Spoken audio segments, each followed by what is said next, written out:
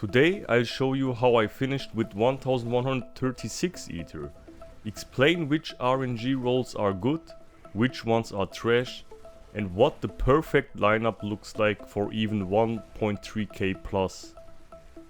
So in this run I had nearly godlike RNG.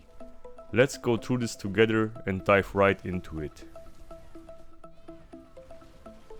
Here you see the first wave, and nothing to really say here.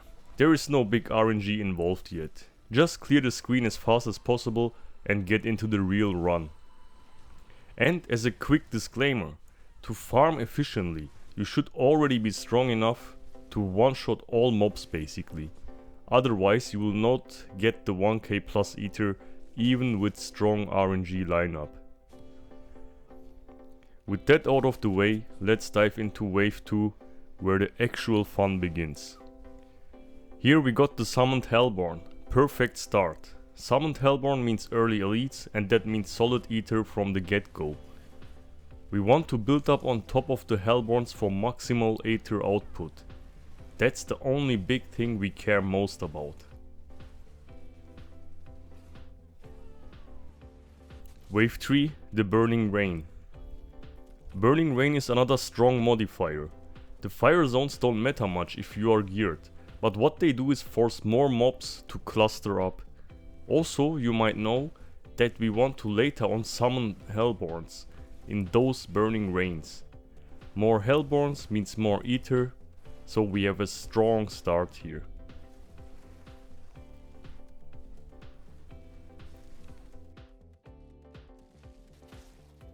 Wave 4, the Exalted Hellborn.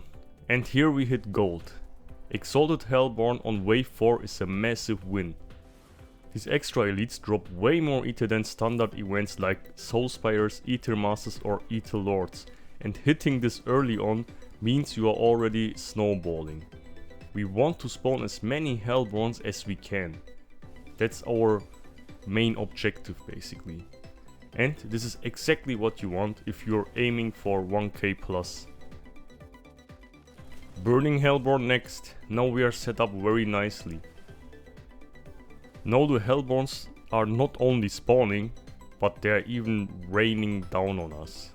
This is perfect. This is what I mean about RNG stacking. If you string together multiple Hellborn modifiers in the early to mid game, your run is basically guaranteed to pop off. Wave 6, the Exalted Hellborn. Another Exalted Hellborn. Back to back Exalted wave is where runs go from good to insane.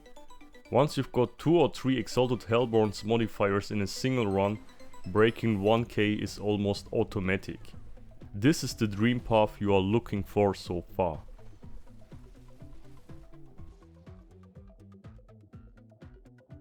And then we roll Surging Hellborn, another very strong RNG outcome. Tons of elites, tons of drops, tons of Aether. Not much more to say here. At this point the run is already locked in as a high score attempt. You can basically feel the numbers climbing with each wave now. Unfortunately there are only 10 of them. Wave 8, the Exalted Hordes. Now we hit the jackpot, Exalted Hordes. This modifier floods the screen with our beloved Hellborns through faster event spawns. And when you get it early enough, it stacks into absurd Aether gains. Wave 8 is good, but the god roll is when you see Exalted Hordes even earlier, like wave 4 or 5. That's how people break 1.3k plus. It is also okay to take this one even twice early on, because it is the best neutral modifier that you want to look out for. Wave 9, the Teeming Masses. Finally, some bad RNG. I mean, come on, did you thought it will go endlessly like this?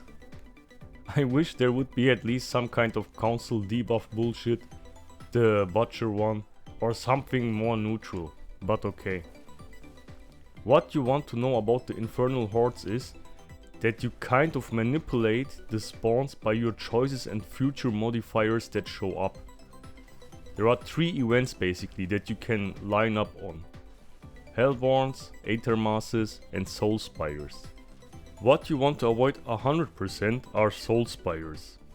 These things are just time consuming, because you have to actively stay in the circle and kill mobs. Aether masses are a bit better, because you can get rid of them fast at least.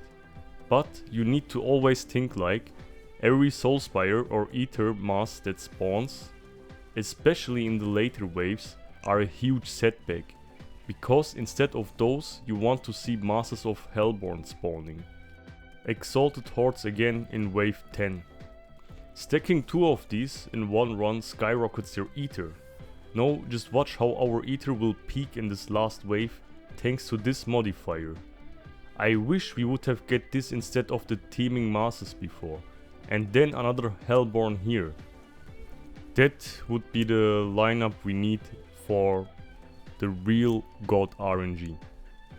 So in a God run basically, you want to not only get perfect Hellborn RNG, but also the correct events.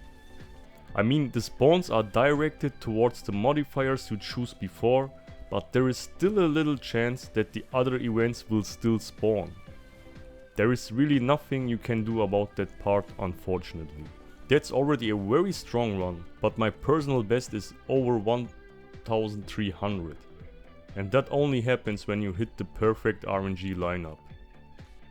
Here's what that looks like on screen.